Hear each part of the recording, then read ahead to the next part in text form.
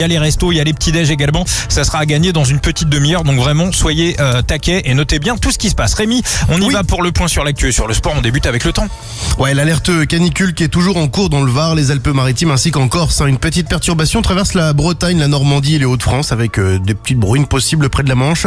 Les nuages vont gagner les Ardennes et les bords de Loire. Des grisailles matinales aussi sur le Pays Basque qui vont rapidement se dissiper. Le soleil s'impose assez largement partout ailleurs. Des orages tout de même à prévoir du côté de la Corse. Les températures ce matin, 17 à Lille, 18 à Paris, 19 à Lyon, 25 à Marseille.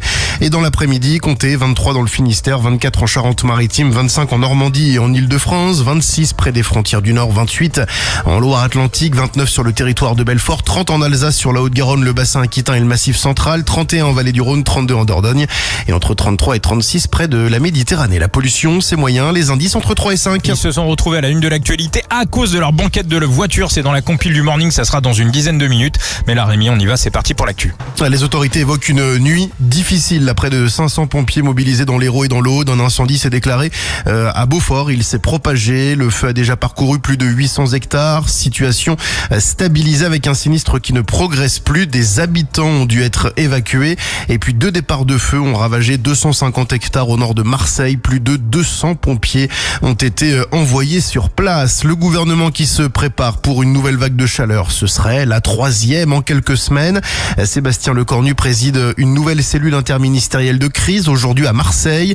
Cette possible canicule pourrait avoir lieu dès ce week-end selon Météo France. Tout le monde semble rester prudent sur son intensité, sa durée et les régions potentiellement touchées.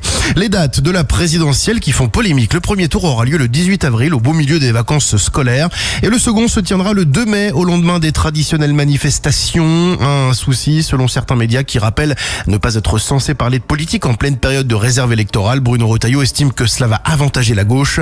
L'Élysée répond qu'il n'y a pas matière à communiquer. 2 enfants de 8 et 13 ans recherchés en Haute-Savoie. Ils ont disparu mardi soir à Épagny-Mestessy et ont été vus pour la dernière fois près de l'hôpital d'Annecy. La gendarmerie se dit particulièrement inquiète et privilégie la piste d'une fugue. Les 2 mineurs n'ont aucun lien de parenté. Un appel à témoins a été lancé. La police qui a ouvert le feu sur une femme armée d'un couteau. Les faits se sont produits hier à Paris. Les forces de l'ordre étaient intervenues suite à des comportements décrits comme un état de démence. Plusieurs coups de feu ont été tirés. La femme a été abattue. Une enquête a été ouverte.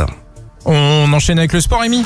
Oui, avec la Coupe du Monde, il y a des choses à dire, notamment le Sénégal qui peut nourrir des regrets là ce matin. Les Sénégalais, les Lions de la Teranga qui menaient 2-0 à quelques minutes vraiment de la fin de cette rencontre après un match solide. Eh bien non, les Belges ont marqué, sont revenus au score et ont gagné pendant la prolongation. Victoire 3-2 des Diables Rouges qui se qualifient donc pour les 8e de finale. L'Angleterre a battu la République démocratique du Congo 2-1. Mauvaise soirée donc pour l'Afrique de l'Ouest, alors que les États-Unis ont battu la Bosnie 2-0. Aujourd'hui, Espagne-Autriche à 21h, un peu plus tard Portugal-Croatie, sans oublier Suisse-Algérie la nuit prochaine. Tout ce qui se dit, Rémi, tout ce qui se raconte sur le net, c'est l'heure du top tendance. Ah bah bien sûr, la qualification de la Belgique vous fait beaucoup réagir.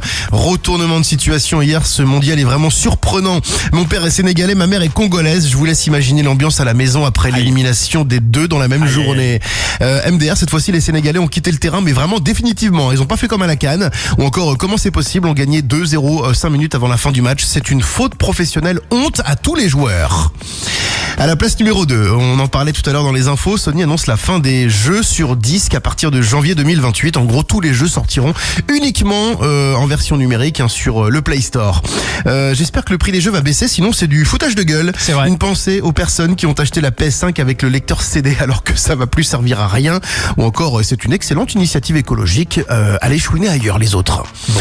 Et puis Lidl qui annonce un réapprovisionnement massif de ses magasins. 200 000 ventilateurs, climatiseurs et rafraîchisseurs d'air seront dispo à partir d'aujourd'hui.